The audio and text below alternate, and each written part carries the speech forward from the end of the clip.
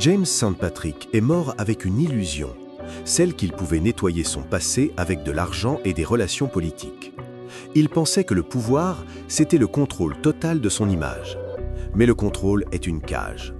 Plus Ghost essayait de paraître parfait, plus il devenait vulnérable aux fissures qu'il ne pouvait pas voir. À l'opposé, il y a Tommy Egan. Si Ghost était l'architecte, Tommy est le bulldozer. Ghost était le silence, Tommy est le cri. Alors que tout le monde prédisait sa chute après la mort de son frère de sang, Tommy a fait ce que personne n'attendait. Il a pris sa Mustang, il a roulé vers l'inconnu et il a reconstruit un empire à Chicago en quelques mois. Pourquoi ? Parce que Tommy possède une intelligence que les écoles de commerce n'enseignent pas, l'intelligence de la résilience brute. Aujourd'hui, on ne va pas juste regarder une série, on va décortiquer pourquoi l'authenticité de Tommy est plus efficace que la manipulation de Ghost et comment vous pouvez utiliser sa psychologie pour devenir inarrêtable dans votre propre vie. Bienvenue dans l'analyse de la force brute. Partie 1. L'authenticité radicale, le pouvoir du monolithe. La plus grande faiblesse de Ghost était son incongruence. Il passait sa journée à prétendre être un homme d'affaires légitime et sa nuit à être un criminel. Cette dualité bouffait son énergie mentale. Tommy, lui, est un monolithe. Qu'il soit face à un allié, un ennemi ou une femme qu'il aime, il est exactement la même personne. C'est ce qu'on appelle l'authenticité radicale. Dans notre société moderne, on nous pousse à porter des masques. Celui du bon employé, celui du partenaire idéal, celui du gars sympa. Mais porter un masque coûte cher en énergie. Tommy ne perd jamais de temps à se demander « Qu'est-ce que je dois dire pour paraître bien ?» Il dit ce qu'il pense, il fait ce qu'il dit. La leçon concrète, la clarté attire le pouvoir. Quand vous êtes 100% aligné avec vos valeurs, vous devenez magnétique. Les gens cessent de vous tester, car vos limites sont visibles à des kilomètres.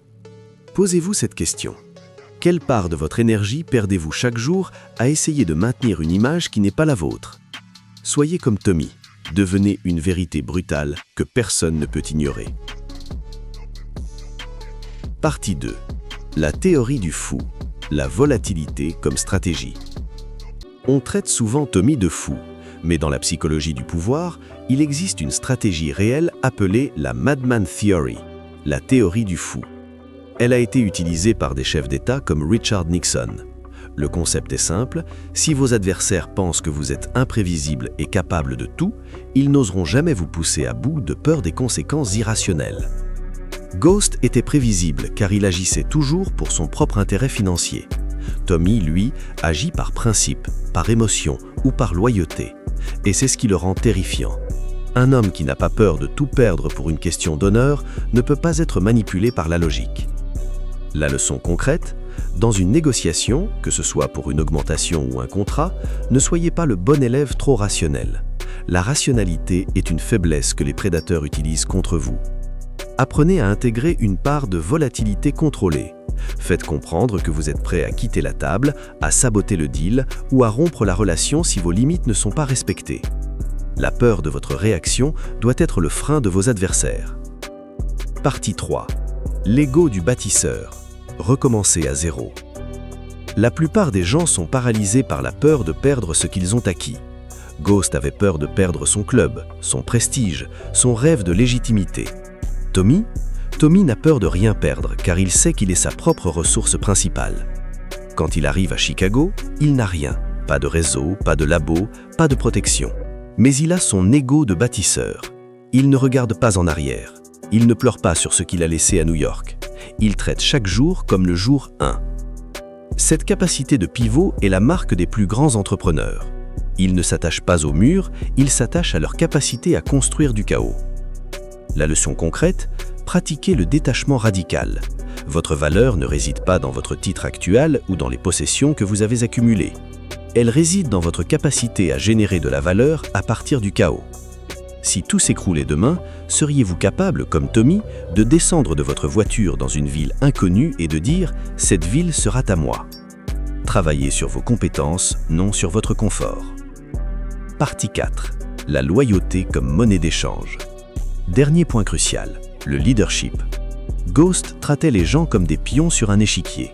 Il les sacrifiait dès qu'ils ne servaient plus le plan. Résultat, il a fini par trahi par tout le monde, y compris par son propre fils. Tommy traite les gens comme de la famille ou comme de la chair à canon.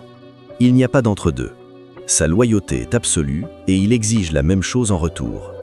À Chicago, il bâtit un empire basé sur la confiance de haut niveau. Dans un monde de trahison, être l'homme le plus loyal de la pièce est un avantage compétitif massif.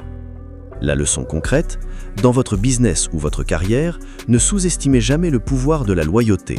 Les gens ne se battent pas pour un plan, ils se battent pour un leader qui les protège. Soyez celui sur qui on peut compter, mais soyez aussi celui qui punit la trahison sans hésitation. Le respect est une monnaie qui ne subit jamais l'inflation.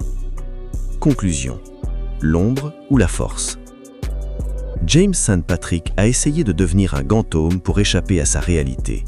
Tommy a embrassé sa réalité pour devenir un roi.